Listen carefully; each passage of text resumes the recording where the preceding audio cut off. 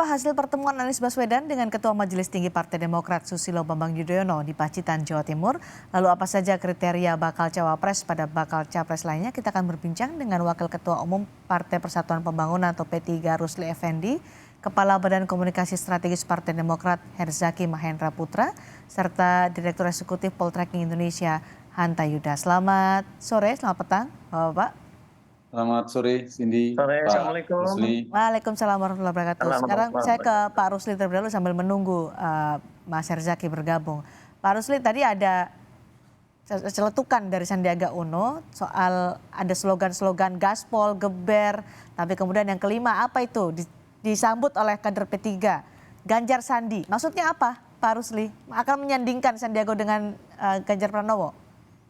Ya, saya hadir ya. Alhamdulillah saya hadir tadi malam pada acara GPK ya, Rapimnas kedua GPK.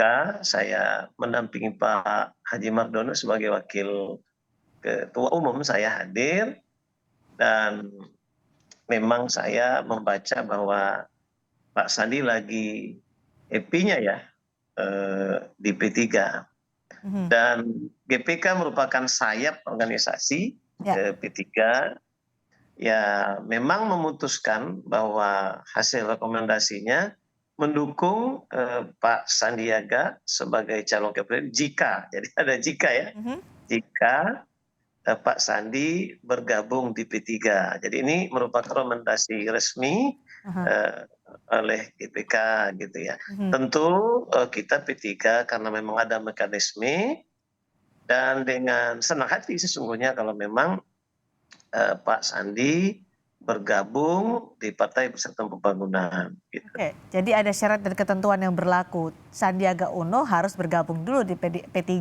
Kan sudah lama isunya soal Sandiaga Uno setelah dia mundur dari Partai Gerindra, isunya kan akan bergabung dengan P3. Kenapa sampai sekarang masih belum bergabung, Pak Rusli? Ada kendala? Iya, tanda-tandanya kan sudah kelihatan ya oleh publik. Memang dari beberapa waktu yang lalu itu Pak Sandi sangat akrab dengan P3, gitu ya. Lalu akrab saja, akankah diajak bergabung, dirangkul begitu? Oh, ternyata audio terputus dengan Pak Rusli. Nanti kami akan menghubungi Pak Rusli kembali. Saya ke Mas Hanta.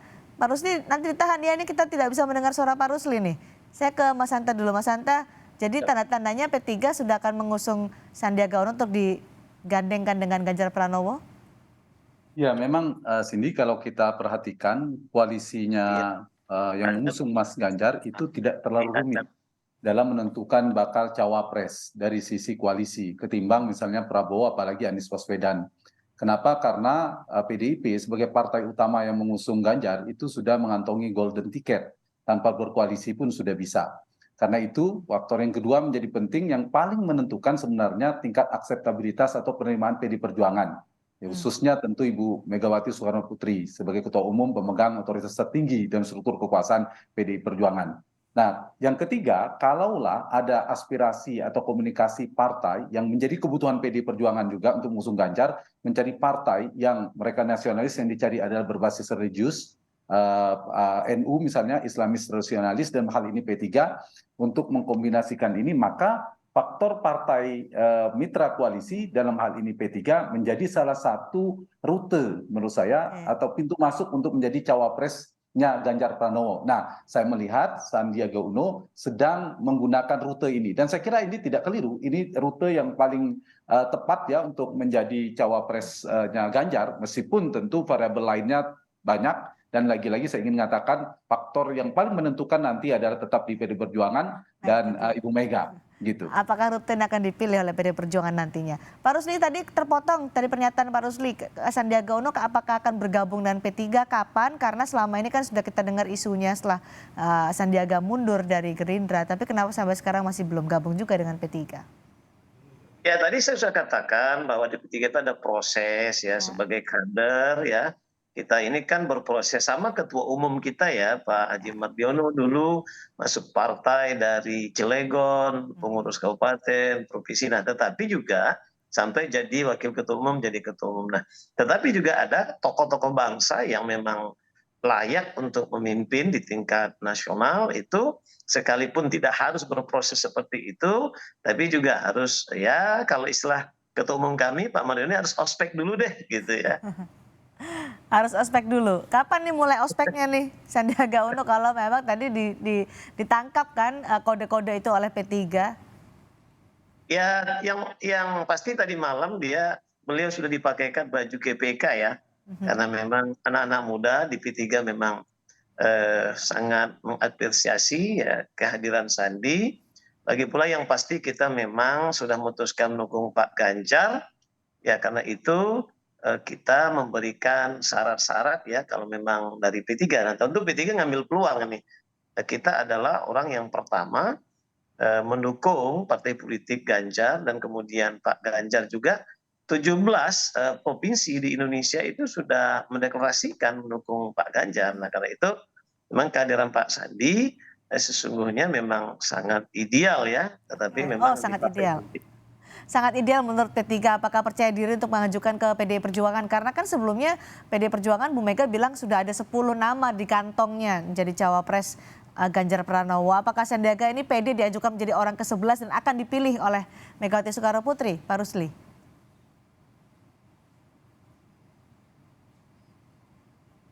Baik, Pak Rusli mungkin ini di mute deh ini kayaknya Pak Rusli. Boleh dicek lagi? 16. Jadi Oke. soal popularitas, elektibilitas ya, dan beliau juga tidak berlebihan di mata kita bahwa adalah menteri yang berprestasi. Oke, menteri yang berprestasi. Tapi itu ya percaya diri karena menteri yang berprestasi ada kapabilitas. Mas Hanta, Sandiaga Uno jika dipasangkan dengan Ganjar Pranowo, apakah akan memberikan efek elektoral yang besar untuk Ganjar Pranowo hingga bisa memenangkan pemilu, atau sebenarnya ada tokoh lain yang lebih berpotensi untuk bisa berpasangan dengan Ganjar Pranowo? Ya, memang kalau kita lihat dari potensi kemungkinan terbesarnya dari 3 capres ini kan tadi saya katakan Mas Ganjar itu relatif tidak terlalu rumit.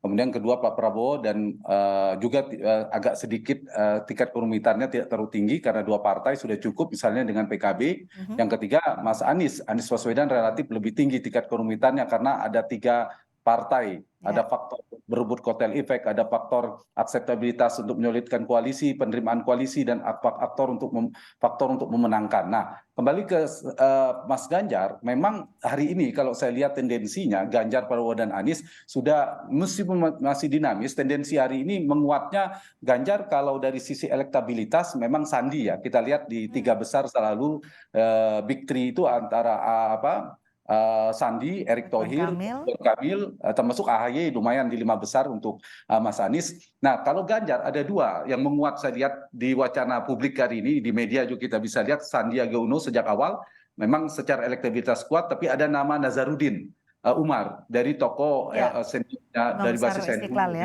Ya. Kemudian Pak Prabowo itu juga sama, ada Caimin, kalau kita sekaliannya Muhaimin Iskandar yang juga dari sisi melengkapi boarding pass, tapi ada faktor elektabilitas yang menguat juga Erick Thohir saya lihat.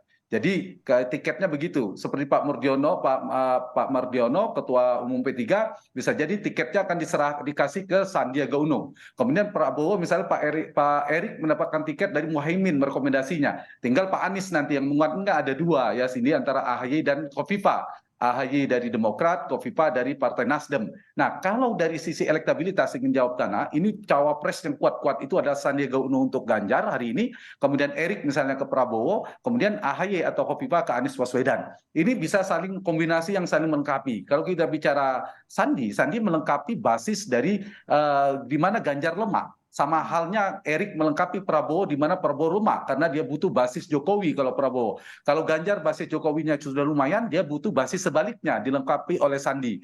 Jadi faktor-faktor ini saya kira akan saling melengkapi. Dan kalau bicara ideal sesuai tema Kompas hari ini, ya si cawapres dia harus dia bisa menjadi faktor yang menyulitkan, tingkat akseptabilitasnya harus tinggi dalam fase kandidasi. Yang kedua di fase eleksi atau election, dia kontributif secara elektoral melengkapi seperti saya katakan tadi. Yang ketiga kalau bisa governability, nanti kalau menang terpilih dan koalisi pilpres dia saling melengkapi. Nah, kalau kita perhatikan Sandi lebih mudah untuk misalnya bawa P3, tinggal PD Perjuangan saja. Ibu Mega saja bagaimana penerimaannya. Kalau itu oke, sama dengan tadi apakah Erick Thohir dapat tiket dari Caimin itu juga lebih mudah. Sama dengan Pak AHY apakah mungkin dapat restu dari Pak Surya Paloh akhirnya mendapatkan. Nah, kalau itu yang terjadi, cawapres yang kuat secara elektoral itu akan keluar. Ganjar Sandi, Prabowo Erik, Oke, Anies Ahy. Paling tidak per hari ini ya, kita lihat perkembangan-perkembangan yang lainnya, muncul nama-nama lainnya. Tapi di luar nama elektabilitas yang potensial kuat tadi, sini ada nama yang menjadi alternatif menurut saya. Tadi Pak Nazarudin, tentu PD Perjuangan ada faktor-faktor pertimbangan lainnya. Caimin masih mengeluarkan namanya sendiri untuk melengkapi Prabowo. oke, Bukovipa masih keluar dari nama dari Nasdem dan lain sebagainya. Jadi itu ya kombinasi yang saling melengkapi. Dia menyolidkan di fase kandidasi, dia bisa membantu memenangkan si capres di sebagai winning the election, dan satu lagi melengkapi kombinasi komplementatif, baik, melengkapi. oke. Misalnya nasionalis religius, paling Nah, tidak basis dia ke partai Islam, baik. NU dan sebagainya gitu. Jawa Oke. luar Jawa, politisi teknokrat dan sebagainya. Pak Gitu. Rusli, jadi menurut Anda Sandiaga adalah cawapres yang ideal untuk Ganjar Pranowo, tidak masalah meskipun Sandi juga dalam tanda kutip anak baru di P3.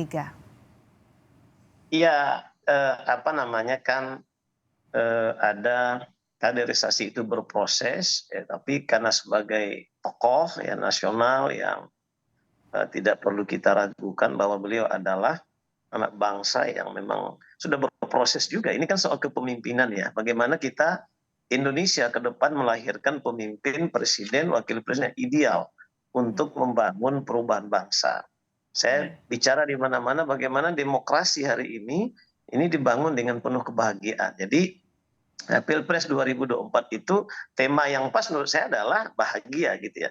Oleh karena itu kita ingin mencari calon presiden wakil presiden yang ideal dari semua hal gitu ya. Oke, Jadi Pak Ganjar dari PDIP yang nasionalis, sementara insya Allah P3 ya kalau memang kita dapat kepercayaan karena kita kan sedang kerjasama ya, iya, kader P3 atau yang memang sudah menjadi kader P3 untuk menjadi calon wakil presiden. Nah ini oke. kan merajut kebangsaan ini perlu memang dua warna yang Baik. tidak bisa kita abaikan. Syaratnya ketika nanti diajukan sebagai bacawa pres adalah kader P3. Masa ospeknya butuh berapa lama Sandiaga Uno untuk bisa menjadi kader P3, Pak Rusli? Ya mudah-mudahan ya tidak terlalu lama pada waktu yang tepat. Nah tentu juga kita kan kalaupun Pak Sandi sudah menjadi kader P3 tentu harus kita diskusikan dengan Bu Mega sebagai teman PDIP karena kerjasama ini tentu harus kita sepakat dan sepaham ya. Jadi kita sepakat sepaham ini sangat penting gitu ya. Nah mudah-mudahan tidak terlalu lama kalau memang. Nah kalau Berarti kemarin jadi fix ya Pak Rusli, Sandiaga Ya. Uno untuk jadi bacawa pres Ganjar Pranowo yang diajukan oleh P3. Hanya tunggu formalitas saja, hanya nunggu administrasinya saja. Ya, tapi kan memang juga harus kita bicarakan dengan dengan PDIP Oke, dan memang kan ada proses di internal kita juga dan tentu aja kerjasama antar kedua partai politik gitu oke, ya. baik, baik.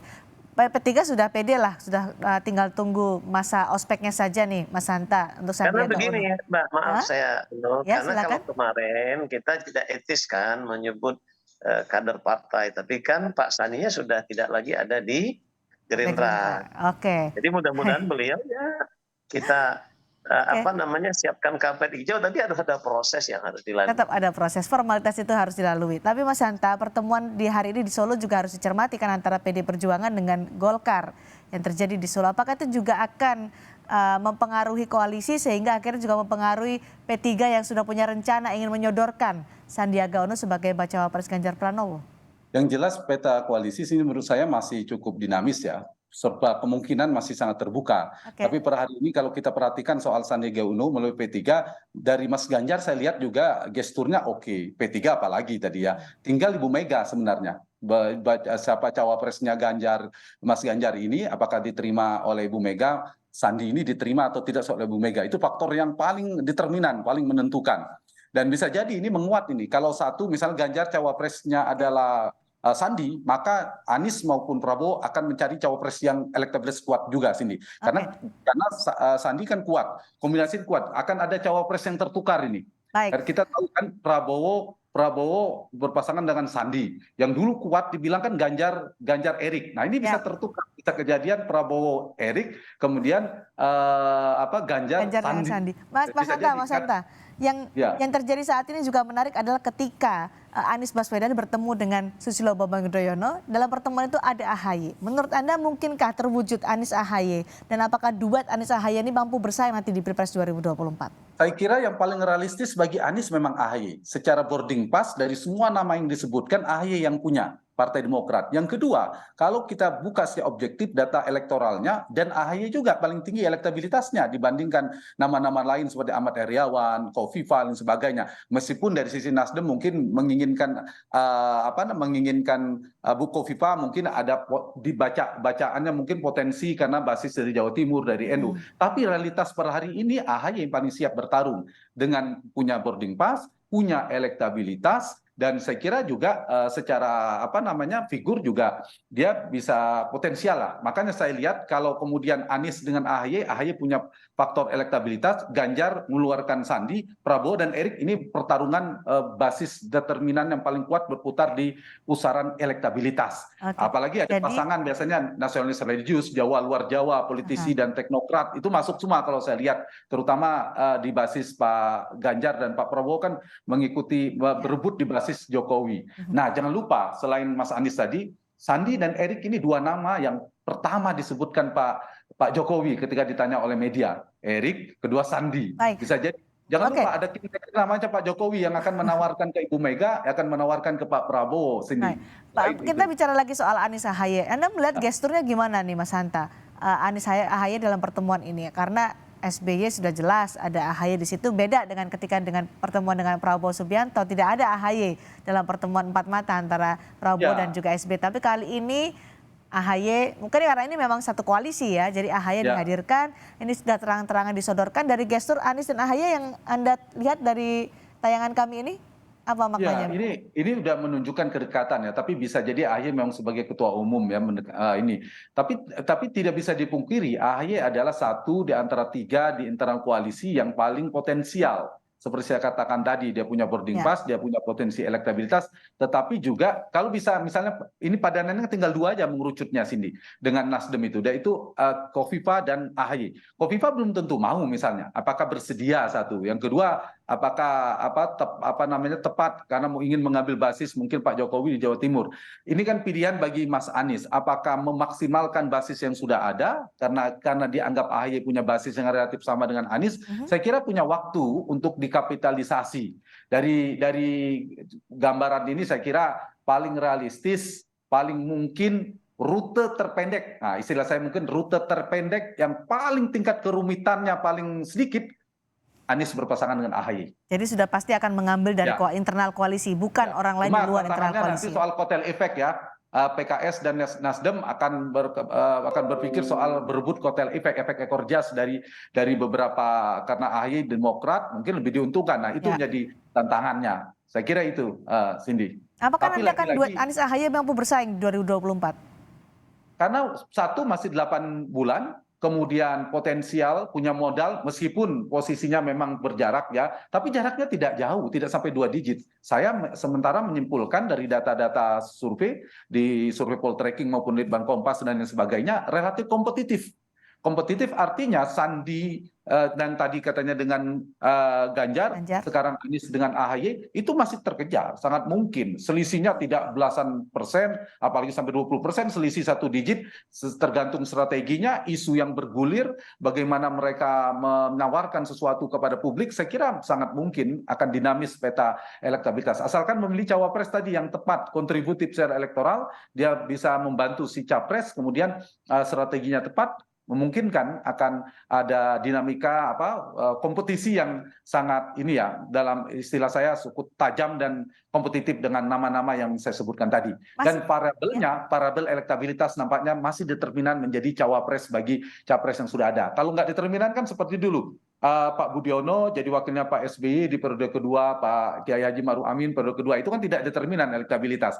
Periode kedua ada angka psikologis yang sudah tinggi. Sekarang baru tidak ada incumbent, semuanya kompetitif, maka cawapres menjadi penting. Dan variabel cawapres yang penting saya perhatikan adalah soal elektabilitas. Keluar nama Sandi, Erick Thohir, termasuk AHY, mereka punya modal elektabilitas. Selain juga boarding pass dan mungkin juga isi tas tambahannya. Sekarang kan sudah ada 3 potensi capres yang muncul ya, Ganjar Pranowo, Prabowo Subianto, Anies Baswedan. Mana dari 3 baca pres dengan koalisinya ini yang kira-kira mereka paling dekat untuk mengumumkan pasangan capres-cawapresnya? Kalau dari sisi kesiapan modalnya, itu paling bisa adalah Ganjar. Karena sangat mudah, tanpa dengan partai pun bisa dilakukan, apalagi dengan P3. Kemudian yang kedua Pak Prabowo, karena dengan 2 partai baru bisa. Yang ketiga baru Anies, karena 3 partai. Kalau rumusnya, Cindy berdasarkan modal partai. Tapi kan mereka selain soal kerumitan tadi, strategi juga, saling tunggu, bidik-membidik. Jadi tidak bisa, variabel itu tidak bisa sepenuhnya. Bisa jadi sebaliknya, ternyata Anies sudah punya titik lebih awal diumumkan. Jadi saya kira ini sulit diprediksi siapa akan mulai, akan saling menunggu faktor cawapres ini. Kita untuk berharap akan ada pengumuman cawapres dalam waktu dekat agak sulit. Tapi tidak menutup kemungkinan kemudian misalnya Anies ya, karena sulit menentukan cawapres, ketemulah pada satu titik mereka mengumumkan lebih awal. Atau bahkan Prabowo, bukan Ganjar yang harusnya lebih siap. Jadi mungkin saja saya kira begitu. Apa juga masih menunggu koalisi lebih besar lagi? Kita tahu Golkar masih terus bergerilya juga untuk mendekati beberapa koalisi. Apakah masih menunggu ini? Termasuk melihat pergerakan Golkar dan PAN, karena itu kan penting ya untuk melengkapi. Jadi ada faktor kerumitan soal akseptabilitas di internal sendiri, nama siapa, berebut kotel efek jas, itu faktor sendiri alami natural memang ada. Yang kedua memang bagian di strategi membidik lawan. Kalau si A keluarnya ini, kita berani juga dong keluar Pak Nazarudin aja. Tapi kalau keluarnya Erick Thohir, kita harus Sandiaga Uno misal, itu sebagai contoh saja. Jadi faktor elektabilitas itu faktor siapa yang dikeluarkan penting kan. Kalau seberang atau lawan mengeluarkan siapa cawapres jadi penting. Jadi bagian dari strategi. Yang ketiga juga melihat dari publik ya, strategi dari sisi timing, dari sisi persepsi publik itu juga penting, membuat efek kejut supaya ada ledakan politik yang diharapkan menjadi momentum untuk dinaikkan. Jadi saya kira semua koalisi akan berhitung. Tapi kalau saya ditanya sekarang Pak, mana yang paling menentukan? Kalau sekarang memang lagi rumit, bukan bagian dari strategi. Memang lagi rumit karena memang belum bisa diumumkan.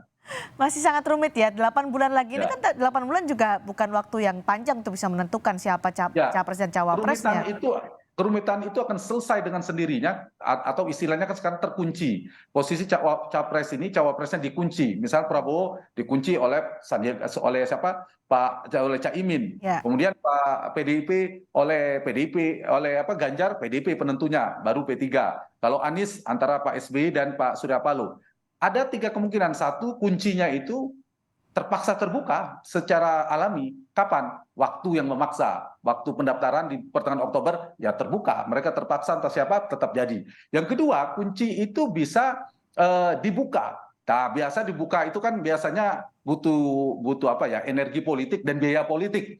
Karena kunci-kunci kalau Prabowo dipegang oleh Muhaimin Iskandar misalnya. Beda ya kalau Pak dari sisi Ganjar mungkin yang sangat membutuhkan Ibu Mega. Nah, ini saya kira faktor-faktor ini yang sangat menentukan soal cawapres ini. Dan variabel cawapres ini sendiri menurut saya penting. Wajar Pak Rusli dan PD Perjuangan sangat hati-hati karena kalau keliru menentukan cawapres bisa blunder, bagian dari awal dari kekalahan. Tapi kalau tepat menentukan nama cawapres, menyolidkan koalisi, kontributif secara elektoral, komplementatif secara nanti governability, maka dia bisa menjadi bagian dari awal potensi memenangkan. Tidak hanya sekedar menang kalah, tapi juga punya beban untuk bisa menjadi pemimpin Indonesia 5 tahun ke depan. Jadi bagaimana dari P3 terakhir untuk Pak Rusli mematangkan ini? 8 bulan bukan waktu yang lama untuk bisa mematangkan capres-cawapres. Kapan akan memajukan ke PD Perjuangan?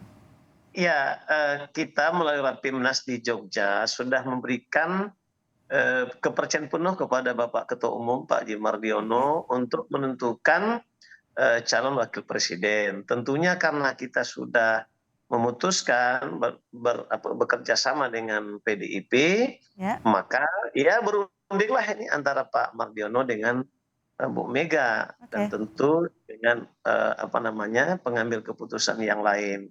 Karena itu kita percayakan sepenuhnya waktu yang tepat. Ya biasanya Bu Mega, Pak Mardiono ya lebih pas Baik, menentukan.